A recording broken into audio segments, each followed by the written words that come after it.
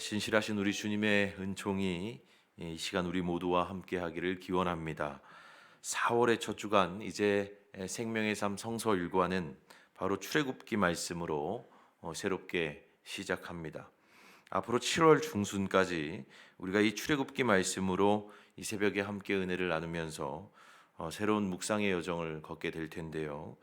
물론 여러분 출애굽기에 등장하는 많은 이야기들을 익히 잘 알고 계시겠지만 이번 기회에 좀 더 세밀한 눈으로 말씀을 읽고 또 묵상하면서 이전에는 미처 깨닫지 못했던 의미들을 또 새롭게 깨닫게 되는 그런 은총의 순간들을 누리셨으면 좋겠습니다.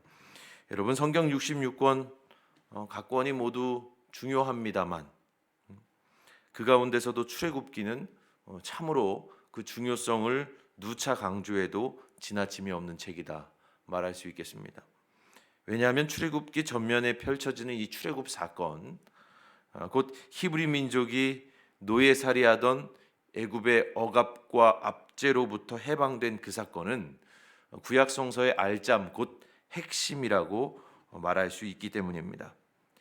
야훼께서 이스라엘을 애굽으로부터 건져내셨다. 출애굽기 바로 출애굽 사건을 요약해 주는 이 신학적인 진술은 전문 용어로는 이스라엘의 원신앙 고백이라고 부르는 가장 오래되고 또 가장 보편적이고 또 가장 중요한 이스라엘의 신앙 고백이자 그들의 신앙의 유산이라고 말할 수 있습니다. 이러한 신앙의 유산을 품고 있는 책이 바로 출애굽기 말씀이기에 이는 우리가 본서를 더욱 주목하고 또 묵상해야 할 필요가 있다 말씀드릴 수 있겠습니다. 오늘 우리가 그 첫 시간으로 본문 1장 1절부터 14절까지의 말씀을 함께 읽었습니다. 우리가 이 본문 말씀을 그저 한 번만 읽어봐도 대략 두 가지의 사실을 알게 되죠. 첫째는 이스라엘 자손들이 번성했다는 것, 그죠? 그리고 둘째는 그로 인해서 애굽의 핍박과 압제가 날이 갈수록 더해졌다는 사실입니다. 이러한 두 가지 사실은 당시의 시대적 배경이 어떠했는지 또 이스라엘의 처지가 어떠했고 상황이 어떠했는지를 우리에게 알려줌으로써 앞으로 펼쳐지게 될 출애굽 이야기의 그 방향이 어떻게 이어질지를 우리로 하여금 가늠케 해주는 그런 말씀이 된다 말할 수 있겠습니다. 특별히 우리가 이처럼 출애굽기의 발단이 된다고 보는 오늘 본문 말씀에서 정말로 이것만큼은 놓치지 않았으면 좋겠다 하는 중요한 표현이 하나 등장을 하는데요. 바로 5절 말씀입니다. 5절 말씀, 본문 1장 5절 말씀 여러분 같이 읽어보실까요? 야곱의 허리에서 나온 사람이 모두 70이요 요셉은 애굽에 있었더라. 아멘. 여러분 사실 이 구절은 창세기 46장 27절의 기록을 거의 그대로 이어받은 말씀입니다. 그 말씀이 이렇거든요. 야곱의 집사람으로 애굽에 이른 자가 모두 70명이었더라. 이게 창세기 46장의 기록인데 이거를 거의 그대로 받아서 이제 출애굽기에 도입해서 이 말씀을 차용하고 있는 겁니다. 그런데 창세기 46장의 기록과 오늘 본문 5절 말씀의 기록에서 우리가 눈여겨보아야 할 표현상의 차이가 하나 있습니다. 아주 작은 차이라고 볼 수도 있지만 그것이 주는 의미론적인 차이는 실로 크다라고 말할 수 있겠는데요. 바로 본문 5절 말씀에 나오는 야곱의 허리라는 표현입니다. 70명의 이스라엘 자손들이 야곱의 허리에서 나왔다라고 하는 다소 독특한 표현을 사용하고 있는데 여기에서 야곱의 허리라는 말은 실은 중의적인 표현입니다.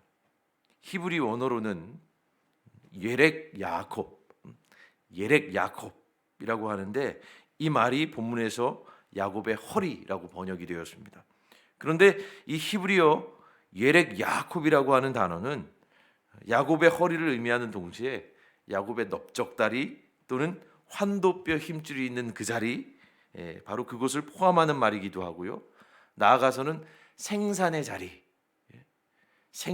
잉태의 자리 이런 것들을 의미하는 말이기도 합니다. 의미망이 굉장히 넓죠. 이 예렉이라는 단어 속의 말입니다. 그러니까 본문 속에서 허리라고 번역된 예렉의 뜻이 이와 같다고 한다면 그러면 자연스럽게 무언가 떠오르는 장면이 있지 않습니까? 바로 야곱이 야복나루에서 하나님과 씨름했던 바로 그 장면이 떠오르실 겁니다. 오늘 본문 속에 나오는 이 허리라고 하는 단어가 실은 넓적다리를 의미하기도 하고 환도뼈 힘줄이 있는 그 자리를 의미하기도 하고 그리고 생명의 자리라는 뜻이 있구나 라고 한다면 여러분 자연스럽게 그 이야기를 떠올리실 필요가 있겠습니다. 여러분 잘 아시는 그 이야기에서 하나님이 어떻게 하십니까? 야곱의 환도뼈를 치시지 않습니까?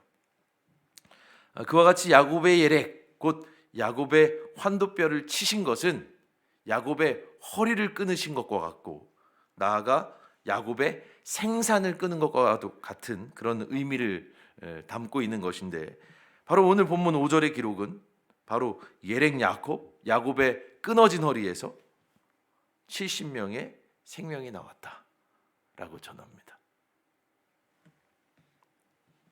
참으로 묘한 그러니까 표현인 것이죠. 분명히 하나님께서 환도뼈를 치셔서 그의 생산의 자리를 끊으셨는데 말이에요. 그런데 오늘 본문 말씀은 바로 그 자리에서 70명의 생명이 나왔다라고 얘기하고 있습니다. 이것을 두고 성서신학자인 김희곤 교수께서 그렇게 말합니다. 야곱의 허리는 진통의 고난을 통하여 비로소 생명을 창조하게 되는 그 자리를 신학적으로 표현하려는 노력 속에서 얻게 된 상징이다. 이를 좀 더 풀어 말하면 야곱의 허리라고 하는 오늘 그 본문 속 표현은 실은 고통의 자리였지만 역설적이게도 그 고통의 자리가 오히려 생육하고 번성하는 하나님의 역사가 나타나는 상징이 됐다라고 하는 것을 알려준다는 것이죠. 그저 고통의 자리가 아닌 거예요. 그 위골된 환도뼈의 자리가 그때로서는 절룩거릴 수밖에 없는 고통의 자리처럼 느껴졌지만 그곳을 통해서 생명의 역사가 오히려 더 크게 왕성하게 나타났다. 이것이 오늘 본문 1장 5절에 담겨 있는 야곱의 허리라고 하는 그 짧은 표현 속에 담겨져 있는 의미라고 볼 수 있겠습니다. 그렇기 때문에 여러분 어땠습니까? 애굽이 그들을 억압하고 혹사할수록 오히려 이스라엘 자손들은 번성하고 강해져 가는 겁니다. 고통의 자리에서 생명의 역사로 바꾸어 내시는 하나님께서 바로 야훼 하나님께서 그들을 택하셨기 때문에 이제는 누르고 싶어도 누를 수 없는 생명의 흐름이 있는 거고 생명의 물꼬가 이제는 확 터친 겁니다. 그래서 그들로서는 애굽으로서는 하나님의 그 역사를 막을 수 없는 그런 상황에 이르게 된 것이죠. 그러니 여러분 바로 이스라엘처럼 우리도 택정함을 입었다고 고백하는 사람들인데 이 중요한 사실을 좀 잊지 않았으면 좋겠습니다. 주님은 야곱의 위골된 환도뼈 바로 그로부터 생육과 번성의 역사를 이루어 가신다. 이 사실 말입니다. 주님께서는 바로 그와 같이 우리에게도 같은 역사를 일으켜 주실 줄로 믿습니다. 모든 막히고 다치고 또 무너지고 끊어진 그 고통의 자리 또는 그 억압의 자리 그 고난의 자리에서 우리를 생명과 해방의 자리로 이끌어 가시는 줄을 우리는 이 새벽에 믿고 그 주님을 신뢰한다고 고백할 필요가 있는 것이죠. 여러분 우리의 인생 가운데 그렇게 본다면 우리 인생 가운데 주어지는 어떤 고생도 잘 감내할 수 있는 겁니다.